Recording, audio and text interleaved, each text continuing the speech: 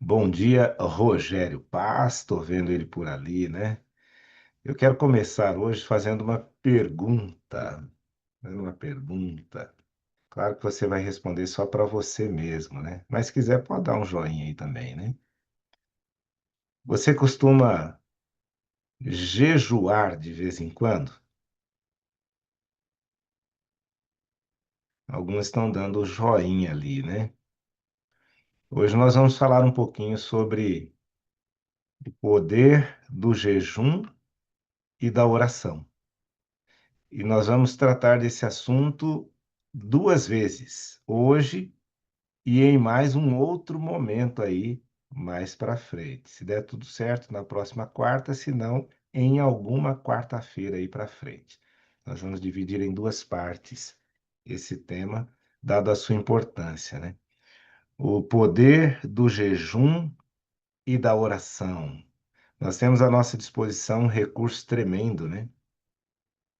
E nem sempre nós usamos esse recurso. No passado, parecia ser um pouco mais comum, pelo menos eu via com mais frequência isso, né? Mas é um recurso também para nós desenvolvermos a nossa fé do tamanho de um grão de mostarda, pelo menos, né?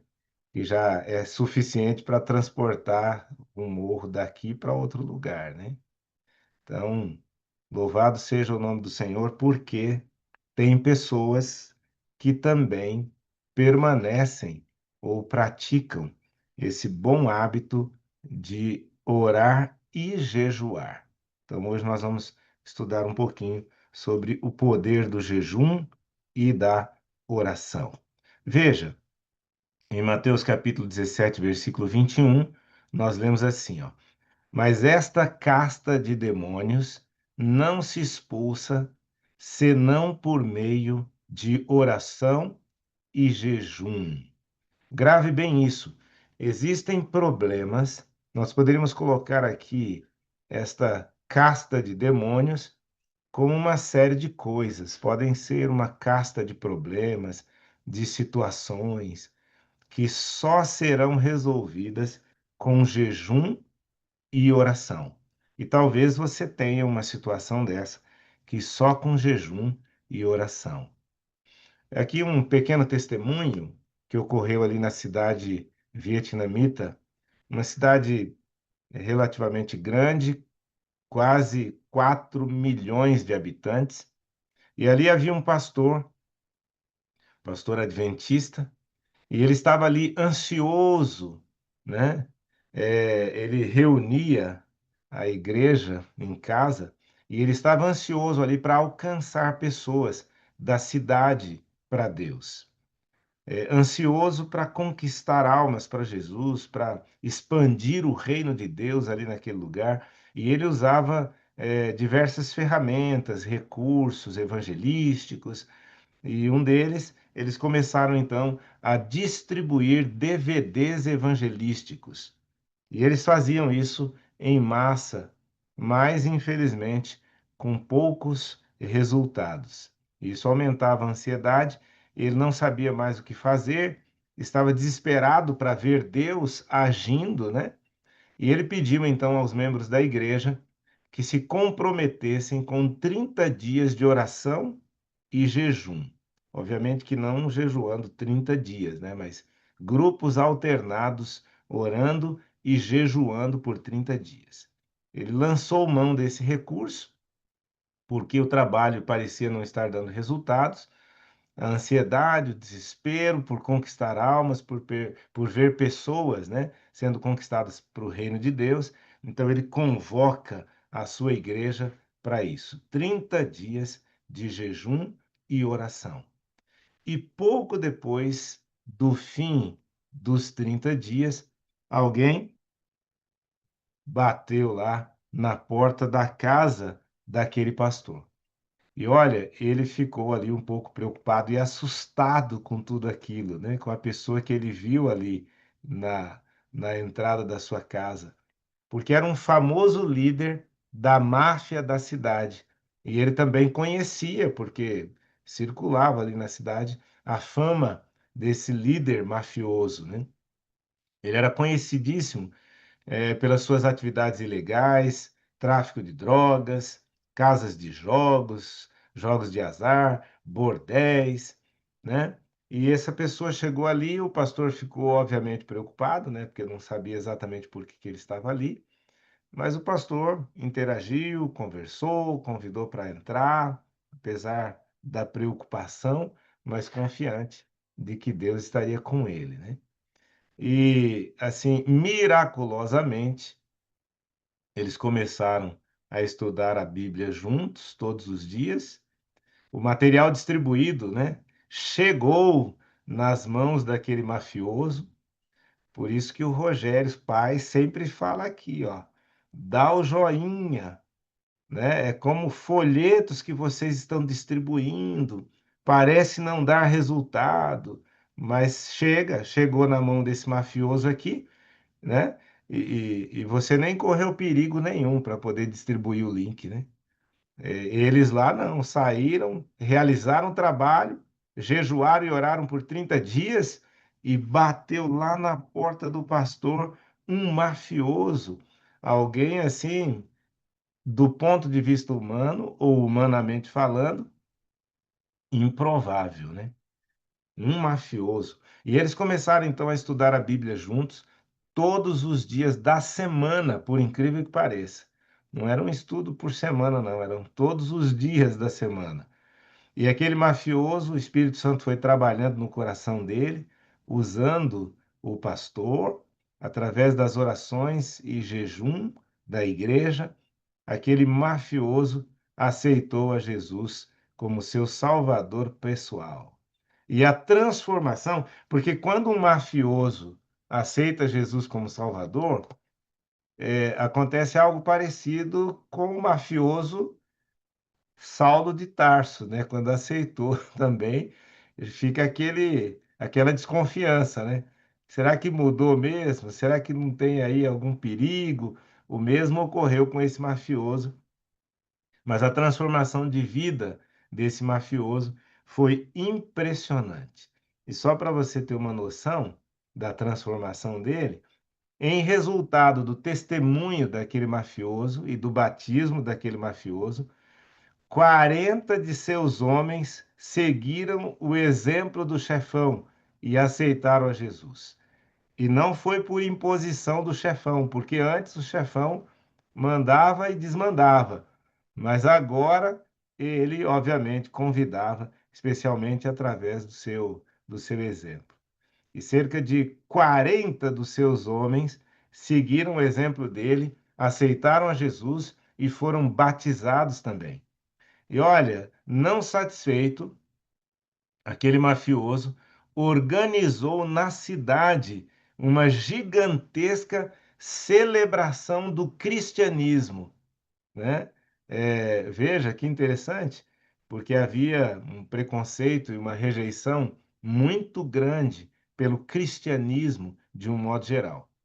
E aquele trabalho difícil que o pastor e os membros da igreja faziam, a dificuldade de fazer eventos públicos, porque eram proibidos eventos públicos naquele lugar. Agora, aquele chefão da máfia, com a sua autoridade e com um pouquinho do medo também que sobrou do que ele era antes, né? E pelo poder e a ação do Espírito Santo, acima de tudo, ele organiza na cidade uma celebração do cristianismo.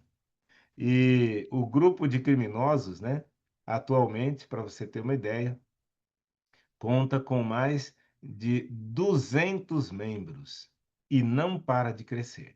Então, inicialmente, ali o mafioso, depois 40 daquele grupo da máfia, e hoje mais de 200 membros e não para de crescer.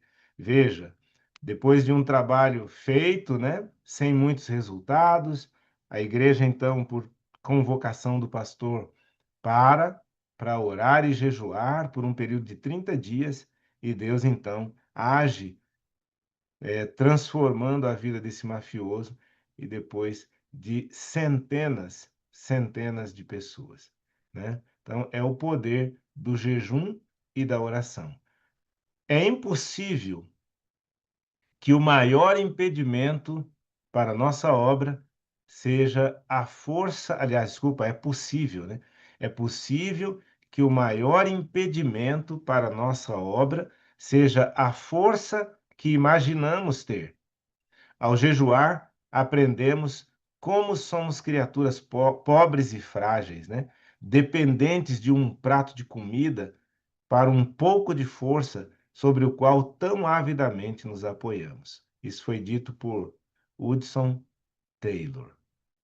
Às vezes nós confiamos muito nos nossos próprios recursos, né? E confiar nos nossos próprios recursos, na nossa própria capacidade, essa talvez seja o maior impedimento, né? Para que a obra possa avançar, porque nós confiamos muito nas nossas ferramentas, quando devemos confiar no poder ilimitado do nosso grandioso Deus.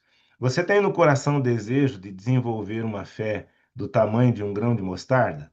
Tem no seu coração? Então, fica comigo aqui. Lá em Mateus capítulo 17, nós encontramos uma experiência vivida por Jesus e pelos seus discípulos, né? Eles estavam ali vivendo um grande dilema. Eles saíram e realizaram coisas grandiosas. Tiveram êxito em realizar muitos milagres, mas diante de uma situação, eles fracassaram. Não tiveram poder quando tentaram libertar um jovem que estava possuído de demônio, pelo demônio. E Jesus, então, por sua vez, né, apenas repreendeu o demônio e o demônio foi embora e o menino foi curado, né? E os discípulos ficaram ali frustrados, pensando, né? Por que que nós não conseguimos? E ficaram também envergonhados, obviamente. Tinham realizado grandes milagres, mas aí diante daquela situação, fracasso total. O que que eles fizeram então depois disso? Lá no particular, mais tarde, né? Eles perguntam para Jesus, né? Olha, o que que aconteceu? Por que motivo nós não pudemos expulsar o demônio daquele jovem, né? Nós fizemos milagres, fizemos isso, fizemos aquilo, e não conseguimos fazer isso. O que que aconteceu? Por que motivo? E aí então Jesus responde para eles no verso 20: Por causa da pequenez da vossa fé. Pois em verdade vos digo que se tiverdes fé como um grão de mostarda, direis a este monte: passa daqui para acolá, e ele passará. Nada vos será impossível. Por isso essa pergunta aqui. Você tem no coração o desejo de desenvolver uma fé do tamanho de um grão de mostarda? Desenvolvendo uma fé do tamanho de um grão de mostarda, olha a promessa aqui. Direis a este monte: passa daqui para colar, e ele passará. Nada vos será impossível. Nada vos será impossível. No livro Desejado de Todas as Nações, nós encontramos aqui a serva do Senhor dizendo o seguinte: se bem que o grão de mostarda seja tão pequeno, encerra aquele mesmo misterioso princípio vital que produz o crescimento na mais altaneira árvore. Ao lançar-se na terra a semente de mostarda, o minúsculo germe aproveita todo o elemento provido por Deus para a sua nutrição e desenvolve-se rapidamente, num crescimento vigoroso. Se tendes fé como essa, a vez de lançar mão da palavra de Deus e de todos os meios eficazes por ele designados. Assim, se robustecerá a vossa fé, trazendo em vosso auxílio o poder do céu. Os obstáculos amontoados por Satanás através de vosso caminho, conquanto pareçam intransponíveis como as montanhas eternas, desaparecerão em face da exigência da fé. Nada vos será impossível. Mateus 17, 20, isso está no livro Desejado de Todas as Nações, página 431. É desse tipo de fé que nós necessitamos. E Jesus diz para os discípulos: é desse tipo de fé que vocês necessitam. Contudo, a fé que expulsa demônios, que aqui representa hoje os problemas mais difíceis, talvez aquele impossível, problema impossível que está diante de você, só vem por meio de jejum e oração. E Jesus diz então: está claro que vocês não têm jejuado e orado como se deve. Eu acrescento aqui, porque eles até jejuavam, oravam, mas talvez não como deveriam fazer. Jejum e oração é um chamado bíblico. É um chamado bíblico. E nós vamos ver isso aqui. É um convite, é uma convocação bíblica, se nós pudéssemos dizer assim. Como já disse lá na abertura, não é um tema popular de pregação, quase não se prega sobre esse assunto. Com frequência, ele é negligenciado também nas disciplinas espirituais que nós procuramos desenvolver, porque nós temos disciplina. E aqui na sala 57, nós aprendemos, inclusive, e desenvolvemos algumas disciplinas espirituais. E o jejum é parte muito importante da oração eficaz e da disciplina espiritual de um crente. Bom, o jejum hipócrita e o jejum orientado por Jesus. Nós vamos ver um pouquinho, então, as diferenças, né, do jejum hipócrita e do jejum orientado por Jesus. Vamos lá. Jesus diz assim: quando jejuardes, não vos mostreis contristados como os hipócritas. Como que eles faziam, né?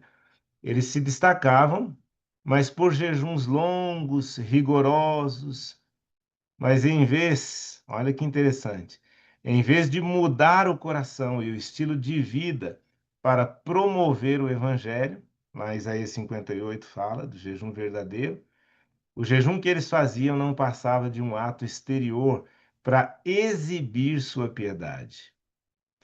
Às vezes eu fico pensando, né? É inacreditável que alguém possa jejuar para se aparecer. Que situação, né? Mas era isso que eles faziam. Jejuavam para se mostrar como bons religiosos, né? Mas era apenas um jejum externo, sem mudança de coração. Os discípulos, Jesus diz então para eles: quando vocês jejuarem, passem óleo na cabeça, lavem o rosto, para não parecer aos outros que estão jejuando. Mateus 16, 17 e 18, parafraseado aqui. Não é para jejuar para se aparecerem, né?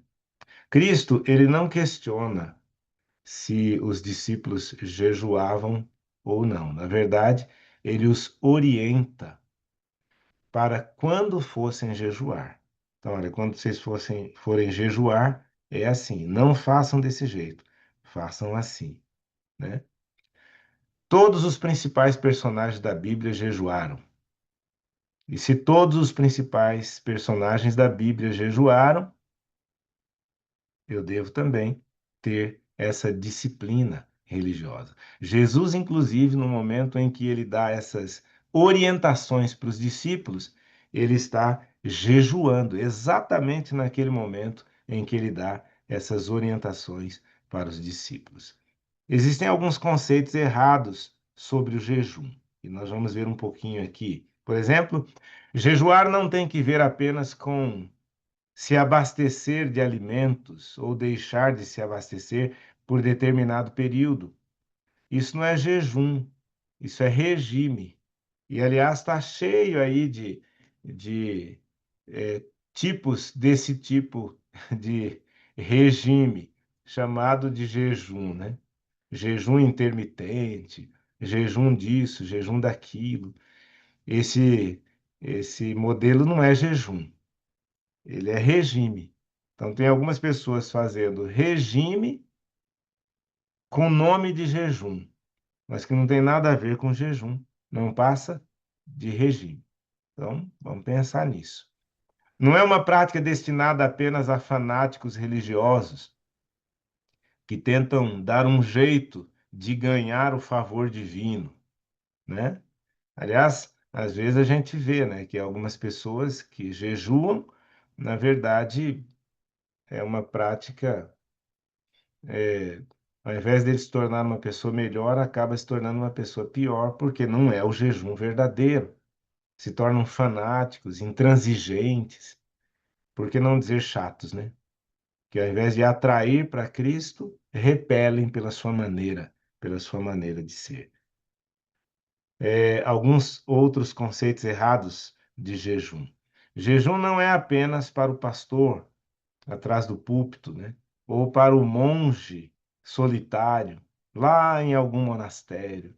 A gente tem o hábito e a mania de pensar que jejum é só para algumas pessoas específicas, né? Aquelas que estão de repente mais à frente de um projeto, seja ele pastor, seja um monge solitário lá em algum lugar. Não. Trata-se de uma disciplina espiritual que cristãos normais deveriam praticar. É interessante, né, que o conceito de cristãos normais, né? Na verdade, seguindo o conceito anterior, né, de que esses que praticam jejum são anormais. Não, é para todo mundo. O convite não é só para o pastor, não é só para o monge solitário lá no monastério, não. É para cristãos normais que deveriam praticar em seu dia a dia, à medida que pensam crescer em sua caminhada com Deus, permitindo que Ele, Deus, lhe conceda maior vitória em sua vida. Então, você é um cristão desejoso de crescer na vida cristã, na sua caminhada cristã, alcançar vitórias na sua vida espiritual, religiosa. Então, o jejum é para você também. O jejum é para mim também. Pessoas normais, né? Olha só, o jejum, segundo Ellen White, extraído lá do livro Medicina e Salvação, página 283, o jejum pode ser abastecer-se de alimentos específicos por um tempo, isso é um tipo de jejum, um total de alimentos nem sempre, né? Pode ser que em algum momento eu diga, olha, eu vou abandonar o refrigerante, por exemplo, por um período. Mas não é simplesmente abandonar o refrigerante. É um período que você vai abster-se de determinados alimentos específicos, mas com o propósito de mudança de coração. Pode ser um jejum de suco, né? Olha, eu vou passar 3 dias, só tomando suco. E nós temos boas orientações sobre isso. Temos ali, inclusive, um livro da Casa Publicadora Brasileira, né? Sucos e Shakes. E se você procurar lá, vai ter 3 dias de jejum de suco, só suco, 3 dias para emagrecer, 3 dias para desintoxicação. Mas você pode praticar isso com um propósito, não de regime, mas pura e simplesmente, mas de jejum mesmo, de uma vida compenetrada, de busca de mudança de coração. E tem jejum completo também, até de água, né? Mas não é recomendado por longos períodos e nem para todas as pessoas, né? Jejuar em uma alimentação simples, não estimulante, frutas e verduras, por exemplo, como Daniel fez por 10 dias. Mas lá naquela ocasião em que Daniel e os amigos ficaram ou se abstiveram, né, de determinados alimentos servidos na mesa do rei, e eles decidiram ficar 10 dias somente com frutas e verduras, eles não fizeram isso simplesmente para ficar comendo frutas e verduras, mas orando pela ação de Deus, pela mudança do coração e pela mudança do coração de outras pessoas que tinham o poder nas mãos ali sobre a vida deles. E Deus agiu, agiu na vida deles e agiu na vida de outras pessoas por quem eles estavam orando e não apenas jejuando. E foi um jejum diferente. Eles não deixaram de comer naquele período de 10 dias, mas eles comeram frutas e verduras. Então, isso no livro de Ellen White, Medicina e Salvação, também aparece como um tipo de jejum. Jejuar de atividades específicas, como entretenimento, por exemplo, televisão ou qualquer outra coisa, para ter mais tempo para dedicar à sua caminhada com Deus. Então, olha que interessante. Em alguns momentos aqui em casa, já faz até algum tempo que nós não fazemos isso, mas nós fizemos algumas vezes aqui em casa. A igreja promovia isso também em algumas semanas jovens, especialmente, que acontece no mês de julho. Lembra da férias do barulho, das férias do barulho? Lembra? Não sei se você já viu isso na igreja ou se você já participou. Férias do barulho. Então você tira ali um período sem televisão, sem rádio, sem música, né? É um tipo de jejum de algumas atividades específicas, como entretenimento, televisão ou qualquer outra coisa. Mas não é simplesmente não ligar a televisão, por exemplo. Ó, nós vamos ficar agora um período aqui em casa sem ligar a televisão, sem ouvir músicas na Alexa, né? Não é. No momento em que você não está fazendo isso, você dedica então mais tempo para a caminhada com Deus, para a oração. Não é só eliminar uma coisa, é acrescentar outra em lugar daquela. Esse é o jejum recomendado. Qualquer tipo de jejum sempre deve ser acompanhado de sondagem profunda do coração e de oração. Qualquer tipo de jejum. Então, eu vou me abster de qualquer tipo de coisa, seja de alimento, seja passar um período só com frutas e verduras, seja passar 3 ou mais dias só com suco. De vez em quando eu faço aqui um período de 3 dias só com uva, por exemplo, né? Mas não é só isso, né? É ter esse período de jejum acompanhado de uma sondagem profunda do coração e de oração. Nos tempos bíblicos, o jejum ele era a negação do alimento, mas tratava-se, acima de tudo, de um período de avaliar o coração, uma vez que o suplicante buscava a bênção e o livramento divino. Então, quando nós encontramos na Bíblia exemplos, né, de jejum, nós vamos ver que está sempre acompanhado de súplica por bênção e livramento. Nós devemos também nos lembrar de que não há mérito no jejum. O jejum em si não tem mérito nenhum.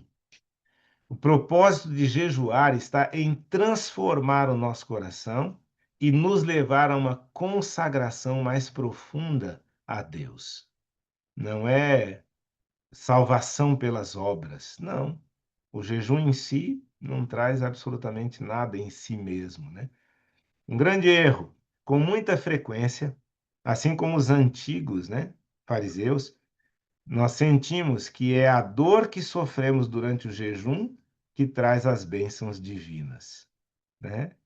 A gente costuma dizer, né, quanto mais amargo o remédio, melhor ele é, né? Porque ele é bom, porque ele é amargo, né? Então, quanto mais dor eu sinto durante o período do jejum, mais resultado eu vou ter com esse jejum. Não, esse é um erro grave que se comete com muita frequência.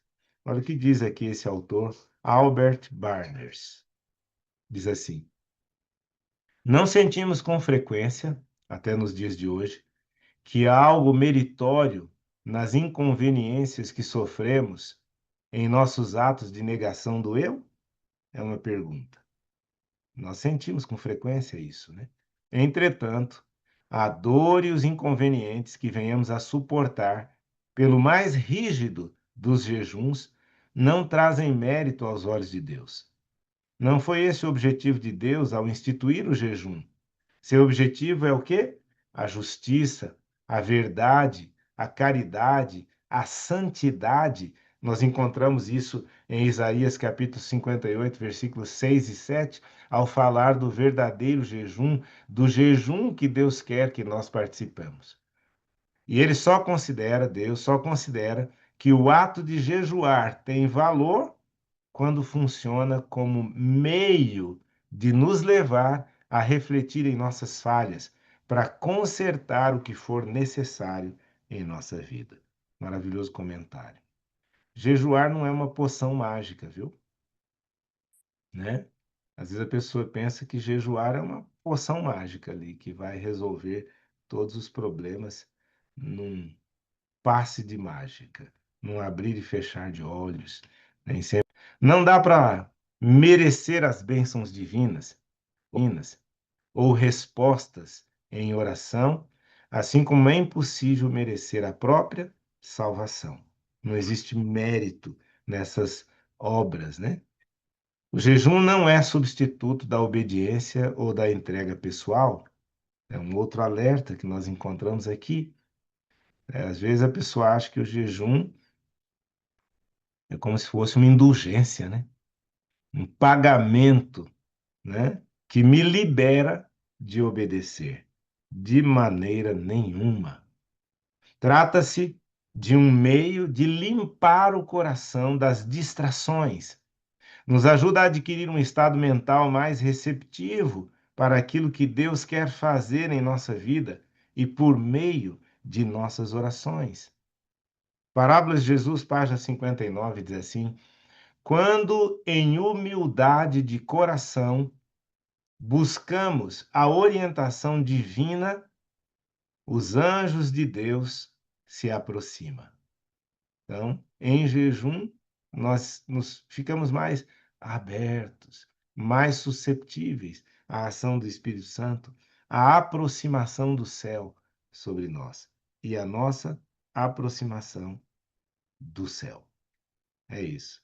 Parábolas de Jesus.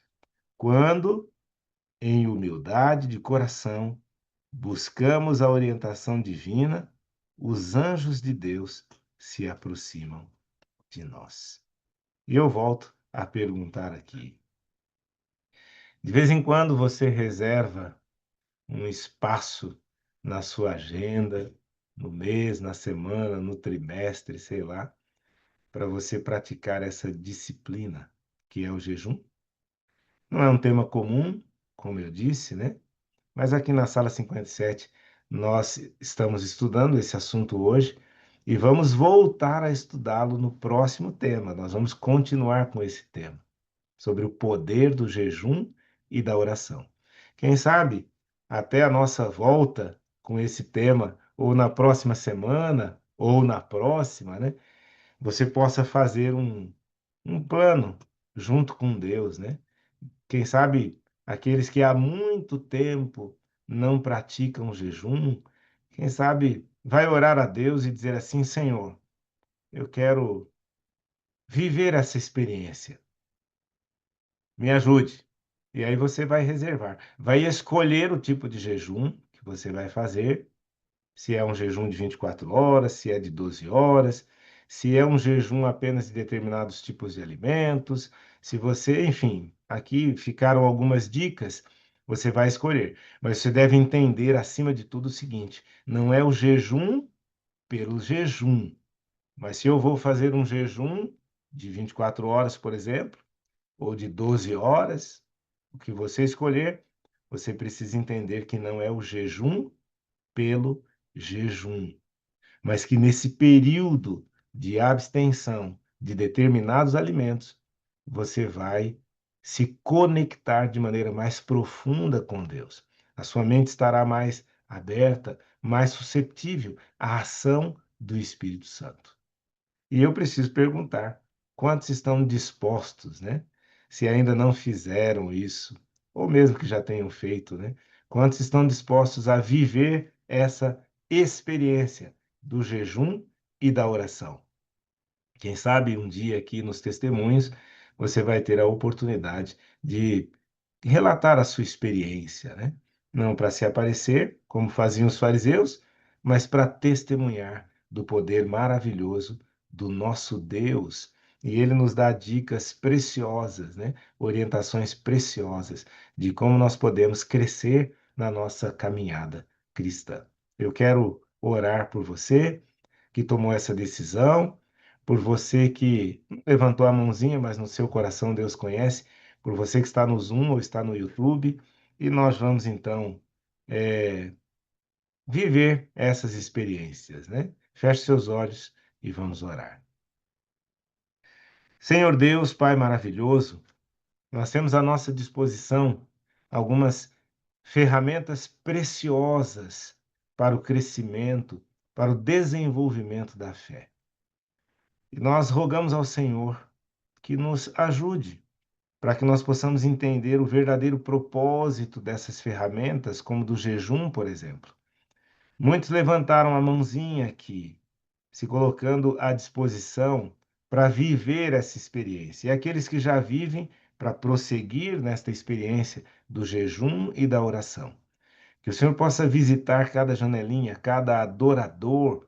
Nós estamos aqui com o propósito de crescer, de receber o batismo do Espírito Santo. E como nós vimos aqui o texto bíblico, existem castas de demônios que só serão expulsas com jejum e oração. É possível que algum adorador aqui esteja enfrentando um tipo de casta, de problema, de situação, de montanha intransponível, mas jejum e oração nos possibilita crescimento e desenvolvimento da fé. Nós queremos suplicar que o Senhor nos oriente, para que nós entendamos e vivamos o propósito real do jejum e da oração. Abençoa cada adorador, abençoa o lar de cada adorador, abençoa o crescimento espiritual de cada adorador e batiza-nos com o Espírito Santo. É a nossa oração hoje. Em nome de Jesus. Amém, amém e amém. Muito obrigado pela sua preciosa atenção nessa manhã de quarta-feira, Dodora. Obrigado pela sua atenção aí, Raquel Pinheiro. Obrigado porque você levantou a mãozinha também, aceitando o desafio do jejum e da oração.